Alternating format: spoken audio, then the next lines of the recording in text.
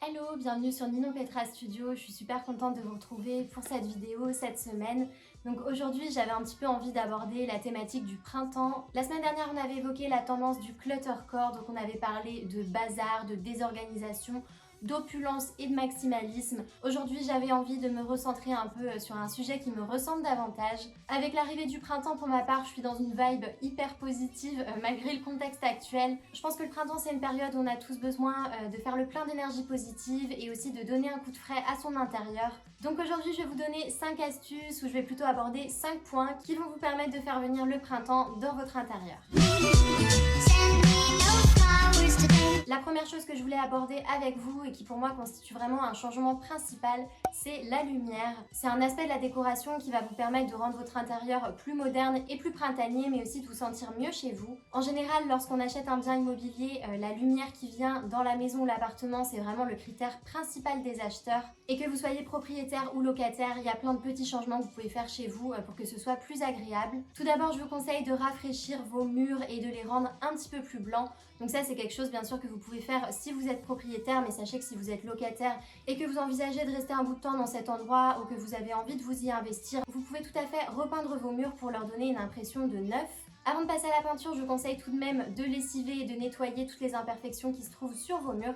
Et ensuite, vous pouvez donc appliquer la peinture au rouleau, ce sera beaucoup plus facile d'application.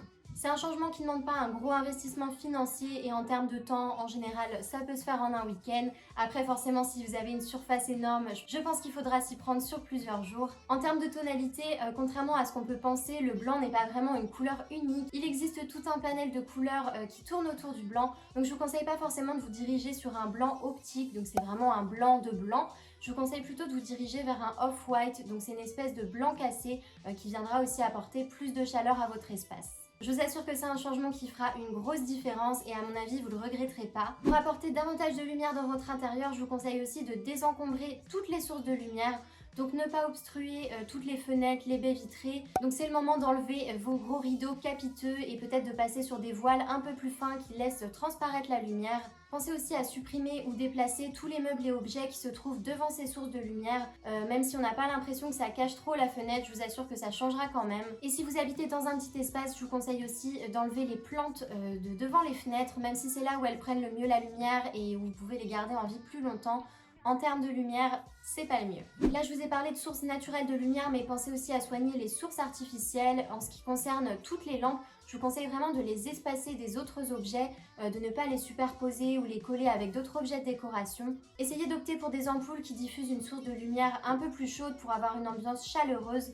Et aussi revoyez un petit peu vos abat-jours. Souvent on a tendance à opter pour des abat-jours très décoratifs et volumineux, mais ça cache souvent une bonne partie de la lumière. Mon deuxième point, ce serait de travailler sur la fluidité. C'est une thématique que j'aborde tout le temps dans mes vidéos puisque pour moi c'est vraiment une priorité en termes de design. Pour avoir un intérieur fonctionnel, c'est vraiment indispensable d'étudier les usages qu'on a de chaque pièce. Essayez de vous poser la question chez vous, quelle pièce vous traversez le plus, dans quelle zone vous passez le plus de temps. C'est vraiment en analysant la circulation et l'usage que vous avez de chaque meuble et objet que vous allez pouvoir rendre votre intérieur plus fonctionnel. Cette cartographie de votre intérieur, elle va aussi vous permettre d'optimiser au mieux votre surface. Donc une fois que vous avez fait cet exercice, c'est le moment de vous séparer de certains meubles dont vous ne servez jamais, mais aussi d'optimiser la circulation dans votre intérieur, par exemple en décollant un petit peu les tables des assises ou les tables basses des canapés. Vous vous rendrez aussi peut-être compte que vous avez des couloirs ou des lieux de passage qui sont un peu étriqués parce que vous y avez encombré pas mal d'objets. En ce qui concerne les assises, je vous invite aussi à vous questionner de l'usage que vous en avez. Est-ce qu'il y en a trop? Est-ce qu'il n'y en a pas assez? C'est vraiment le moment de redéfinir un petit peu l'usage que vous avez de toutes ces pièces de mobilier et je vous assure que vous aurez un intérieur beaucoup plus fluide. Dans tous les cas, bougez les meubles, vous savez que ça fait du bien au mental, le fait de changer et de renouveler, ça viendra vraiment vous apporter des ondes positives et même si c'est un changement qui n'est pas vraiment visible comme ça à première vue, je vous assure que d'optimiser ce flow, vous le sentirez vraiment sur le long terme. Mon troisième point, ce serait de re-questionner un petit peu les couleurs que vous avez chez vous. Bien sûr, les couleurs, elles sont pas intrinsèques à chaque saison. Vous n'allez pas changer votre décoration et la peinture sur votre mur à chaque changement de saison. C'est important de faire des choix qui sont transsaisonnaux, je ne sais pas comment on dit, mais en tout cas qui vont être durables et dont vous n'allez pas vous lasser au courant de l'année. Il y a des couleurs qu'on qualifie souvent de printanières parce qu'elles apportent pas mal de lumière à l'intérieur, mais bien sûr en les travaillant avec d'autres tonalités, ça viendra s'adapter parfaitement pour les autres saisons. Vous pouvez tout à fait partir d'une couleur et ensuite modifier quelques petits éléments de décoration au fil de l'année. Je voulais quand même vous parler de 3 couleurs que je trouve plutôt sympa à utiliser au printemps. Donc déjà on a le vert qui est une tonalité très paisible, très sereine. C'est une couleur qui s'inspire bien sûr de la nature et qui est donc très accueillante, qui est souvent synonyme de plénitude et d'épanouissement. Donc cette année, les 3 tonalités de vert que je vous conseille, ce sont le tilleul, le sauge et l'eucalyptus. Donc c'est assez drôle parce que ce sont 3 noms de végétaux. Donc c'est des demi-teintes qui sont plutôt calmes, mais en fonction de la façon dont vous les travaillez, vous pouvez aussi leur donner un côté plus punchy. Vous pouvez choisir de travailler ces couleurs en aplat, donc en les appliquant uniquement sur un mur. Moi je trouve que ça s'adapte plutôt bien aux pièces d'eau, donc la salle de bain et la cuisine, mais ça peut être aussi sympa pour créer une chambre d'enfant un petit peu unisexe. Et en général ces tonalités de vert, elles s'adaptent plutôt bien sur des gros meubles, donc ça peut être un meuble de rangement, une assise ou un canapé. C'est une couleur dont on ne se lasse pas trop et qui traverse facilement les saisons. Le jaune, c'est une couleur qui est audacieuse, énergique, qui se réfère directement au soleil, et je trouve que c'est vraiment la couleur idéale à l'arrivée du printemps quand on a vraiment envie d'avoir des ondes positives.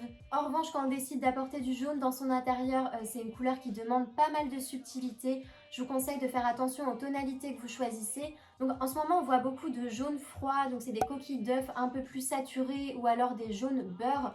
Je trouve que c'est une couleur qui est assez difficile à travailler. Je vous conseille pas forcément de la travailler en aplat de couleur, mais peut-être plus avec l'accessoirisation. Vous pouvez aussi aller sur des jaunes chauds qui auront davantage de densité, comme des ocres, des moutardes ou des tournesols. C'est des tonalités qui traversent super bien les saisons, qui feront toujours leur effet en été ou en automne. Je vous conseille tout de même de faire attention et de ne pas travailler avec des teintes trop saturées. Et ensuite, le rose qui est une couleur très impactante mais qui est souvent connotée avec un univers girly. Pourtant, il existe une multitude de tonalités de rose. Il faut essayer d'être un petit peu ouvert d'esprit et de pas forcément travailler le rose en premier degré. Je vous conseille d'opter pour des roses plus mutés, saumonés. Ça peut être aussi des terracottas un peu plus clairs.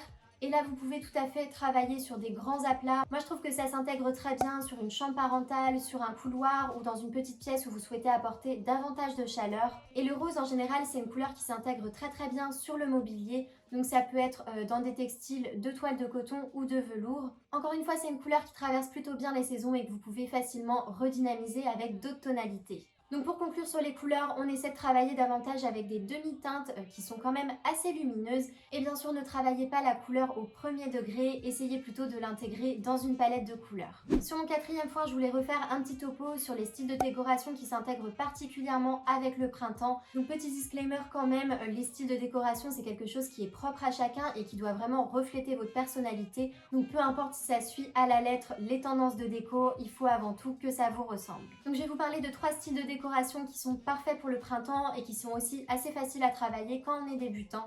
Donc le premier, c'est le style farmhouse qui est très populaire aux États-Unis. C'est un style qui est très rustique et authentique, mais c'est un style qui est quand même très décoratif puisqu'on va avoir besoin de pas mal d'objets d'époque pour faire vivre cette tendance. Donc là, vous pouvez y aller à fond sur les matériaux rustiques comme le bois. On va plutôt essayer de privilégier les essences brutes. Je vous conseille aussi de chiner des objets anciens. Donc ça peut être des objets d'époque, des meubles de métier, des paniers en osier, des roues, des patères d'atelier. Je voulais aussi vous montrer ce visuel que j'aime beaucoup avec d'anciennes portes de grange qui ont été montées sur des rails. Il y a un côté un petit peu atelier et authentique que je trouve génial. Au niveau de la palette de couleurs, je vous conseille de travailler sur des tonalités naturelles, donc focus sur le blanc, le beige et pourquoi pas quelques teintes pastel. Je pense que c'est une tendance qui est très sympa quand on la travaille par petites touches, mais le farmhouse ça peut aussi vite tomber dans le kitsch s'il y a trop d'informations dans la décoration. Moi je déteste le côté signalétique, je pense qu'on n'a pas besoin d'avoir chambre écrit sur la porte de notre chambre ou toilette écrit sur la porte des toilettes. Donc ça, en tout cas, je vous conseille d'éviter. Le deuxième style, c'est la décoration bohémienne. C'est un style très éclectique où vous allez pouvoir vraiment rapporter pas mal d'influences différentes. Donc là, vous pouvez y aller à fond sur les prints, sur les textiles, les textures aussi que vous utilisez dans la déco. Ça va vraiment créer une invitation au voyage. Vous pouvez jouer avec des tapis berbères, des tapis persans, des coussins à franges, des pompons. Je vous conseille aussi d'intégrer des plantes grasses et des plantes tropicales qui se réfèrent plutôt bien à la tendance bohémienne. Et le dernier style, c'est le cottagecore. Donc c'est une tendance qu'on a vu apparaître l'année dernière, il me semble. Pour moi, c'est plus un mode de vie où on va vraiment privilégier le low-tech pour se recentrer un petit peu sur l'essentiel et sur l'authenticité. Donc là, n'hésitez pas à chiner de la vaisselle, des paniers, de la porcelaine. Vous pouvez aussi travailler avec des essences de bois foncé ou des bois laqués. Je pense notamment à toutes ces étagères avec toutes les courbes, les petites découpes et les gravures. Je trouve ça hyper sympa et ça s'intègre parfaitement dans le style cottagecore. C'est un style qui est assez poétique, féminin et sensible. Vous pouvez aussi apporter ce côté nature à travers des illustrations et des prints. Pour apporter un peu plus de peps, vous pouvez aussi intégrer des cadres dorés ou des paniers en macramé. Et bien sûr, qui dit cottagecore dit fleurs et plantes. Ça peut être des fleurs séchées qui sont travaillées en bouquet, en guirlande ou alors suspendues pour les laisser sécher. Vous pouvez aussi choisir d'intégrer du lierre, c'est une plante qu'on voit énormément en ce moment, que ce soit en vrai ou en fausse plante. Donc en général, c'est plutôt travailler sur des guirlandes que vous pouvez suspendre tout autour de vos murs. Et là, je peux vous assurer que le style cottagecore sera au maximum. D'ailleurs, ça me fait penser que j'ai très envie de vous faire un petit update sur les tendances de déco. Au début de l'année, je vous avais fait une vidéo qui regroupait les 8 tendances pour 2021. Mais là, j'ai encore plein d'idées dont j'ai envie de vous parler, donc je pense que ça arrivera très prochainement sur la chaîne. Le cinquième et dernier point pour apporter plus de printemps dans votre intérieur, c'est bien sûr de vous inspirer de la nature. Si on suit un petit peu les cycles de la nature, évidemment, le printemps, c'est une période assez symbolique et assez forte puisque c'est la période où toutes les fleurs repoussent.